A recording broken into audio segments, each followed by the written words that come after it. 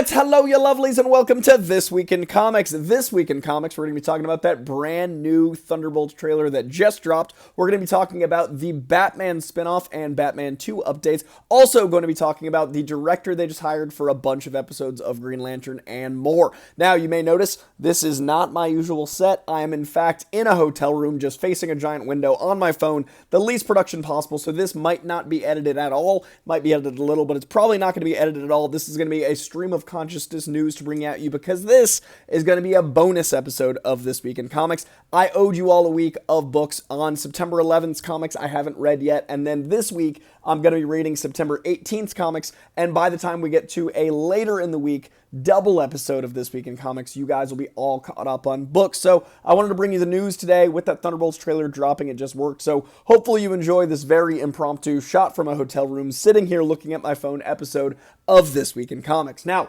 let's talk about the Thunderbolts trailer itself.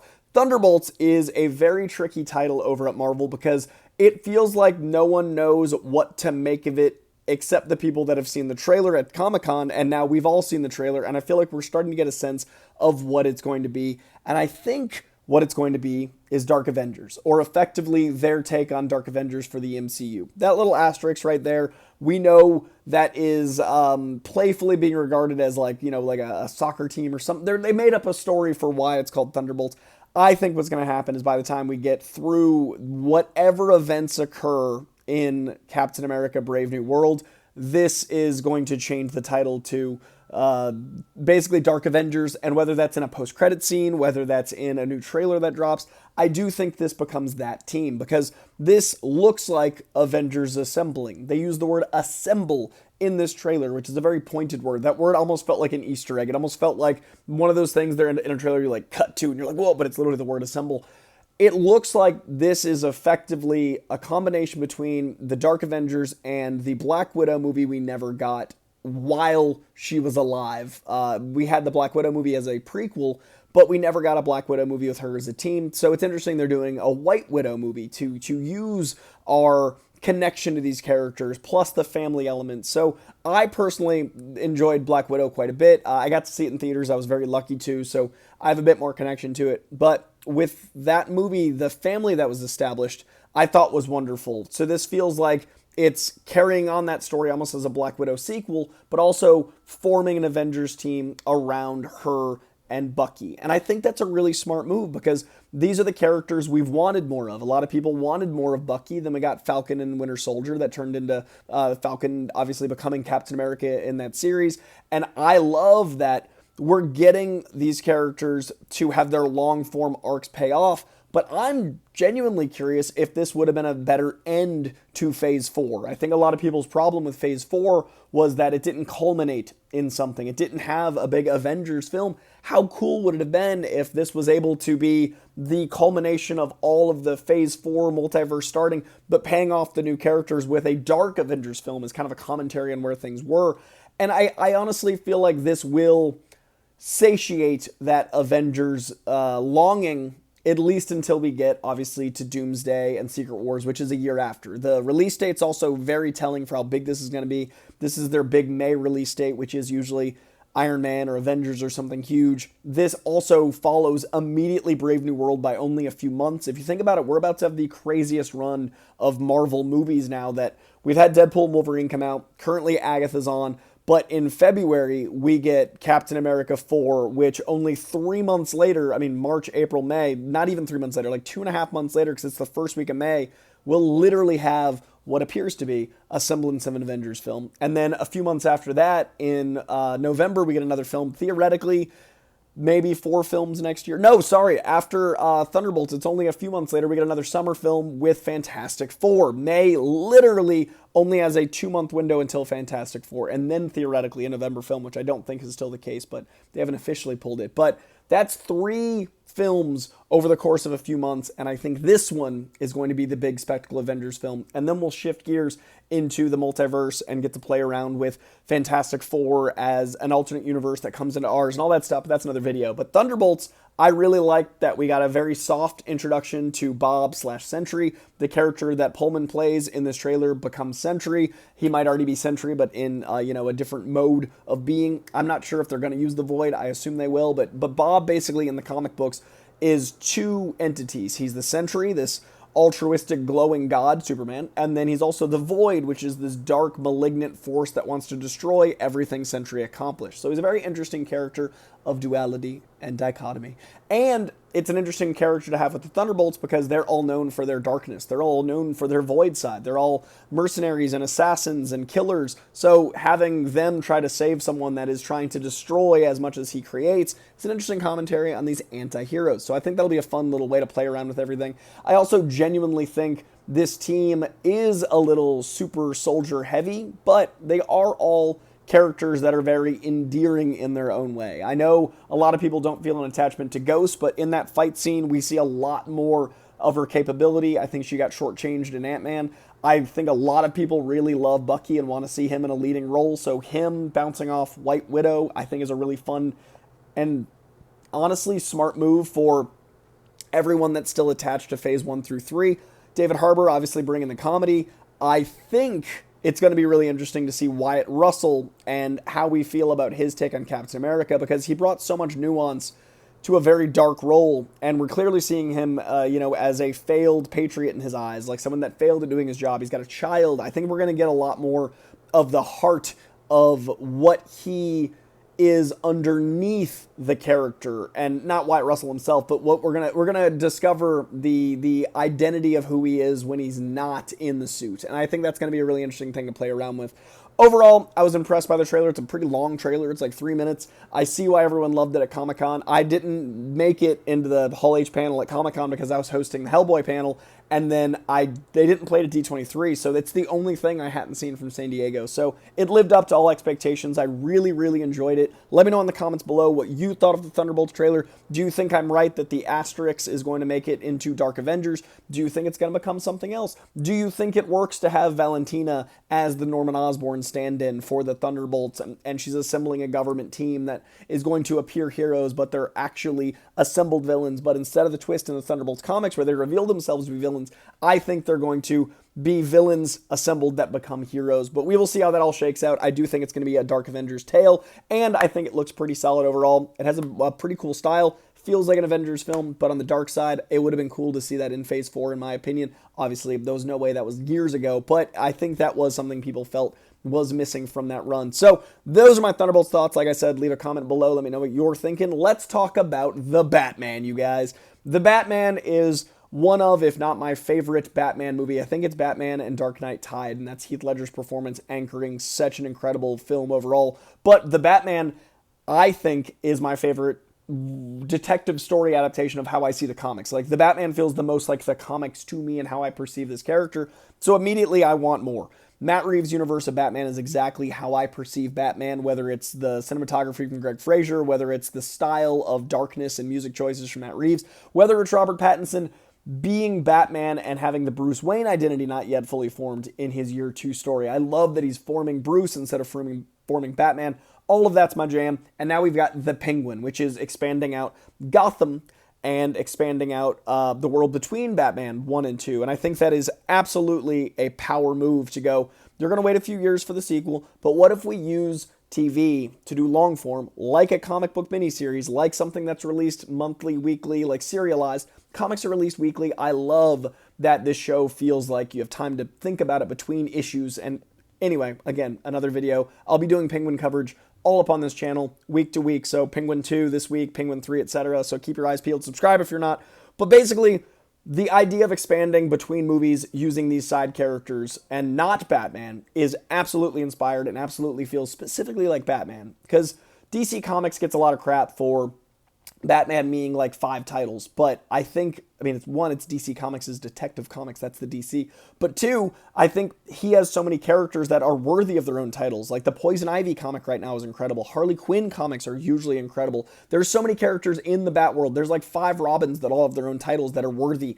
That's why I think these side missions, and especially with the quality of the Penguin, is the move to keep the Elseworld of the not James Gunn stuff over here and let it grow that way, because James Gunn's going to play with the supernatural and fantastical and the Batman, Superman, Justice League element. Let Matt Reeves, which is being produced by DC Studios, by the way, the first DC Studios logo is on the Batman, the second of which is Superman, the Christopher Reeve story. DC Studios already crushing it. So I love that we're letting us have two Batmans, and we recently got, because it was Batman Day this week, happy Batman Day to those who celebrate, we recently got some quotes over at Entertainment Weekly from Matt Reeves himself, and it's a free article. I highly recommend you go read it, but I grabbed some choice quotes that I thought were really interesting about the Batman epic crime saga, as he calls it. He said, quote, "I always wanted to make sure that each of the movies that we did with Rob, that the central arc, the emotional arc of the story would be Batman and Bruce's," Reeves explains. "Then, when I was talking to Warner Brothers about signing for TV, I said what will be exciting to me is to take characters where there's not enough real estate in a movie to cover their story in full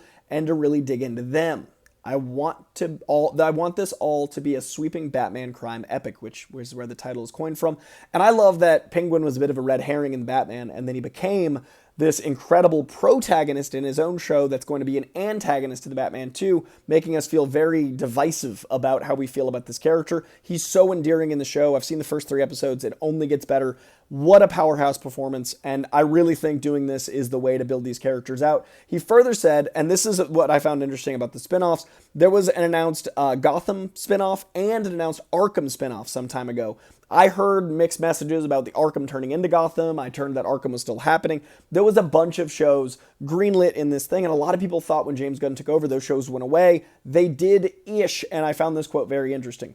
"While the Gotham City Police Department series did not move forward, parts of that treatment were reworked for the Penguin." So that didn't get canceled. It got renegotiated, blended, used elements of. Similarly, and this is fascinating, the Arkham show as it was originally conceived isn't going ahead, but Reeves clarifies, quote, "The things that we're talking about now are evolved versions of those things. It's not like that just didn't work. It was like we need to evolve this. I would describe it less as something that didn't work out and more as something that is still along a path towards arriving at a destination." I love that. So Arkham isn't dead. Arkham's getting reworked. Arkham is evolving. It is still an ongoing creative process. Now that is, I'm A-okay. Like, please take your time. You can only release something once. You can, well, unless you're George Lucas, but you generally release something once, or Zack Snyder, or sometimes director's cuts do work, but rarely. Anyway, another video. But I do think what Matt Reeves is doing is smart, because he's letting this world actually be really dense and well written, and he's having control, and he's forming a narrative. I love the idea of Arkham one day. I'd love to see what form that takes, whether it's an Arkham show or something that's worked into another show or movie. This is exciting because all those ideas, Gotham's getting worked into Penguin. Arkham will get worked into something else. It's still alive and breathing, and this universe is doing very well. It's doing 90+% Rotten Tomatoes. Viewership's fantastic. Like, this is something that we're going to see a lot of, I think, and I'm very excited about it. Further saying, speaking to broader themes, he muses on how Gotham is perennially corrupt. It's the idea that it draws people in the way that it does with Oz Cobb, and this idea of trying to grab for the American dream, the dark side of the American dream. Each title set in Gotham will differ on a different shade of that dark American dream, but Reeves doesn't want it to feel like homework. You don't have to watch The Batman to understand The Penguin. You don't have to watch The Penguin to understand the events of The Batman Part 2. Now, I do hear The Penguin ends, and there's some sort of time difference that sets up The Batman 2, which I'm very fascinated by. I assume it's a season change going into winter. I assume that means we get The Iceman Cometh. I do believe we end up with Mr. Freeze and more of a romantic. I'm very fascinated by where we're going there. If you guys want to see my theoretical ideas for Mr. Freeze and a love story, like a sweeping Nicholas Sparks epic, because I think that Mr. Freeze represents the romantic side of Bruce Wayne, let me know in the comments below. But I do love that he's using this bridge idea, but it's not mandatory. You don't have to see Gen V to watch The Boys, and I think it enhances it, but it's not mandatory. You don't have to read every Batman comic to understand the big events, but it does help. It's not even encouraged, it's just an option. And I think that is a genius way to do this. So I love this overall. I think it's a very interesting way to build a world out. He also says, quote, "It's more that it's taking place within the same world. If you do watch the whole thing, it's an epic narrative and a meditation on the corruption and why Gotham is the way that it is. When I talk about the other shows that we're talking about doing, what's exciting is to think about what's going on down another alley that we weren't able to go down with the Penguin and the Batman." Yes. I adore that. The depth of Gotham is enormous. The idea of American corruption and corruption in general and what cities can become and if something falls, and Every punch is going to land twice if you care about the Penguin and Batman. It's going to land exponentially more if you care about a bevy of characters, and Gotham itself is a character. I adore this concept. I cannot wait to see how this fleshes out. Reeves is now gearing up for the next movie sequel. The script is finished, confirmed, and everyone is preparing to start production next year. He does tease that there's a period of time, part 2 will jump after the film and TV series. He said, quote, Oz does become one of the entry points in the movie. I can't tell you where it goes from there, except to say that we're super excited about it. This is everything I want to hear. This is exactly my jam. I'm very excited. The Batman, that world makes me so happy. I had to share my zeal about all of that. Let me know in the comments below what you think. Before we leave DC, I do want to say that there was a Batman Barbie crossover that I thought was really cute for kids that are growing up or adults that collect Barbies, with Harley Quinn and Poison Ivy as official Barbies. But I do want to give a note. Barbara Gordon. How do you not have the Barbie of Batman have a Barbie? Batgirl Barbie. It sounds good. And Barbara Gordon. What's going on? Like, use the alliteration and use the character name. It's right there. Batgirl Barbie. Got to be next. And the final bit of DC news for this week. Guys, if you haven't seen Ironheart, it is one of the most heartbreaking, should have won a lot of Oscars, incredible films with some of the best performances of last year. I'm not even that big of a wrestling fan, and this movie wrecked me. It is a movie about wrestling, it's a movie about passion, it's a movie about fathers, it's a movie about sons, it's a movie about brothers, it's a movie about family, it's a movie about loss. It is an incredible film, and it's so passionate and powerful. The director of that film has been brought on to direct multiple episodes of the Green Lantern show, a show that has some of the best writing just assembled. It is a writing team from Ozark to Damon Lindelof, a showrunner that is an absolute powerhouse. The team assembled for the Green Lantern is a greatest hits team. So we are in for an insane DC universe between what they're doing with Elseworlds like the Batman and Joker 2, between what they're doing with their main stuff like Superman, Supergirl, and now Green Lantern. The teams that are being assembled are such a confident boost. I'm so excited for the future of DC. It looks so impossibly bright. Speaking of bright futures, that is almost done with the news. One last tidbit before we get into the comics themselves. Deadpool and Wolverine is shining oh so very bright and is now the 5th highest grossing superhero film of all time, passing the Avengers.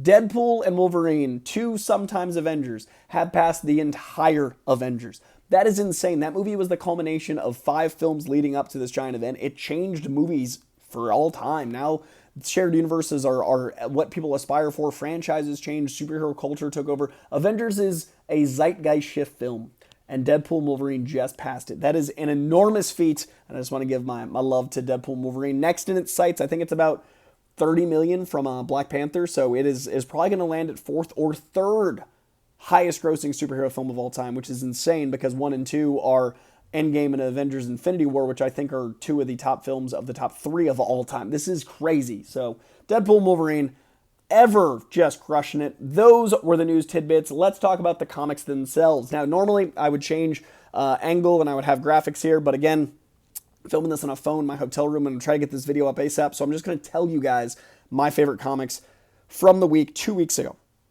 These are comics from the week of September 11th. This is all just one long take, so I hope you enjoyed this video. If you're new to my page, again, I usually have more edits and there's a little more style, but there's going to be 2 This Weeks in Comics this week. So this is a bonus episode. This is like an ash can. Later in the week, probably Friday, I'll go back to the regular schedule and I'll be giving you my favorite comics from last week, which is more traditional, which is going to be the week of the 18th.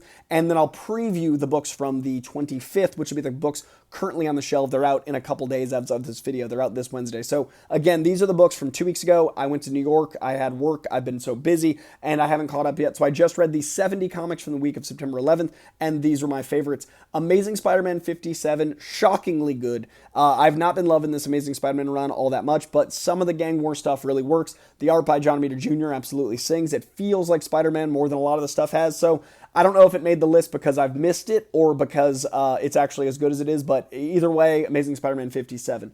Batman Gotham by Gaslight, the Kryptonian Age, number 4. Really fun Elseworld. Highly recommend it. I think it's a very interesting take on what Gotham could be. Love the introduction of the Kryptonians in this world. I love all the steampunky stuff. Really fun vibes overall. There's also special honorable mention to DC vs. Vampires World War V, number 2. Shockingly good for a silly vampire book. They're really doing some fun stuff with lore. All right, back to the main ones.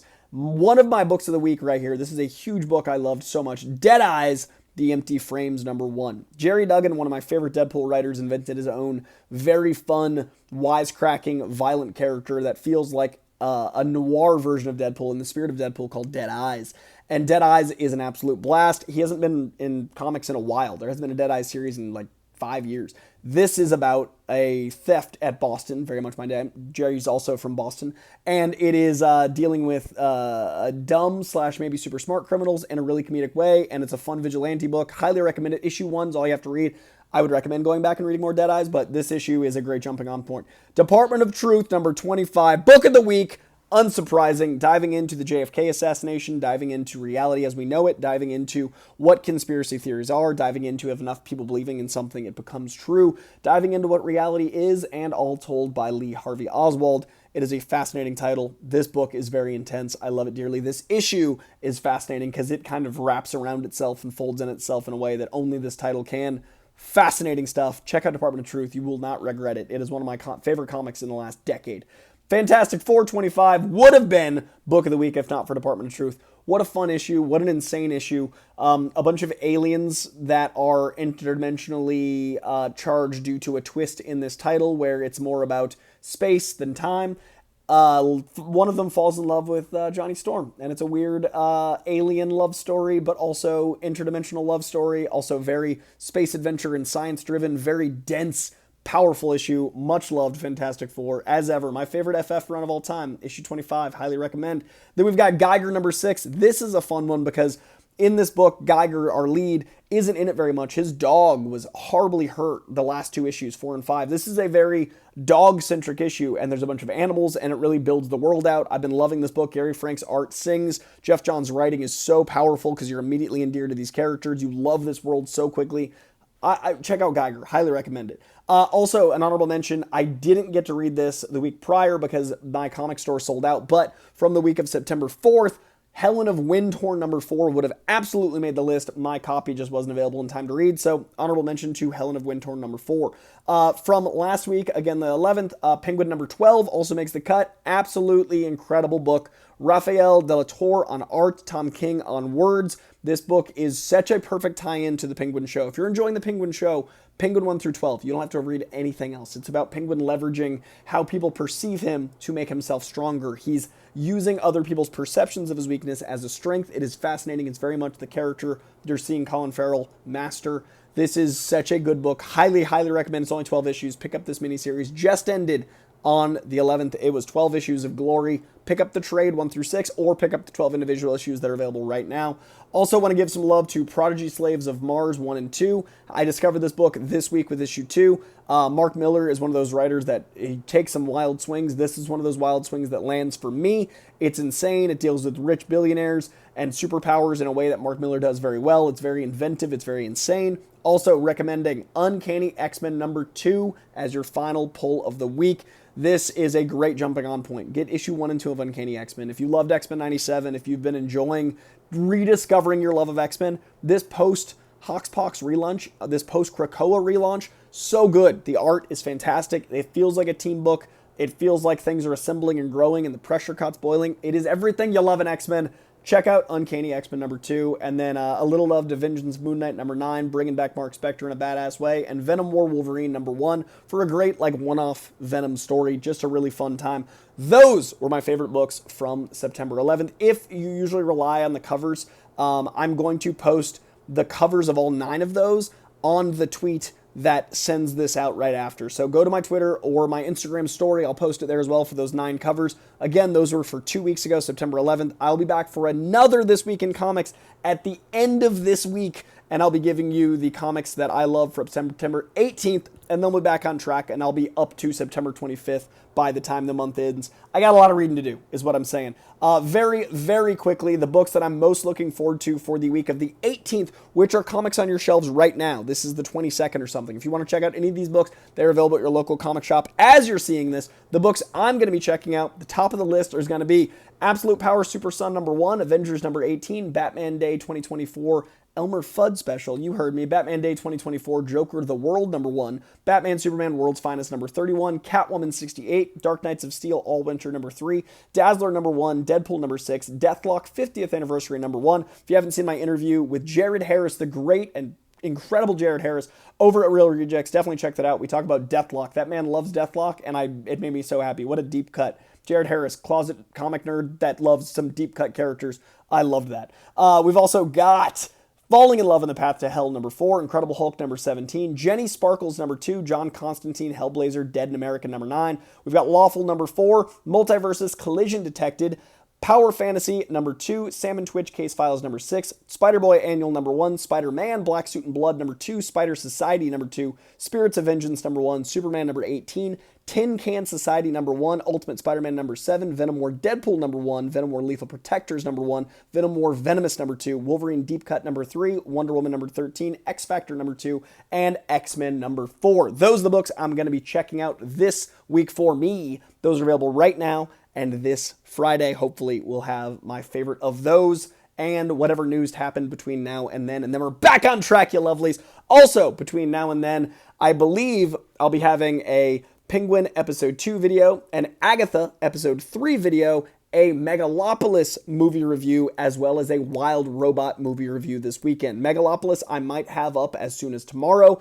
I hope to have Penguin and Agatha up the days they drop. There is a lot coming this week, so if you haven't hit that subscription bell, now is the time. Thank you for the stream of consciousness version of This Week in Comics. I hope it was still enjoyable without any edits. Hope you enjoyed my thoughts on Thunderbolts. I want to know your thoughts on Thunderbolts, so leave a comment below. Leave a like on this as we boogie out of here. And again, I got a lot of stuff coming this week and some big changes to the channel, hopefully coming in October. We got some upgrades, and I'll talk about that when I can. Much love to each one of you. Thank you for being here. Thank you for listening, and thank you, as always, to you and comic books for existing. Leave some comments, leave some likes, press some buttons. Much love. I'll see you guys soon. Bye.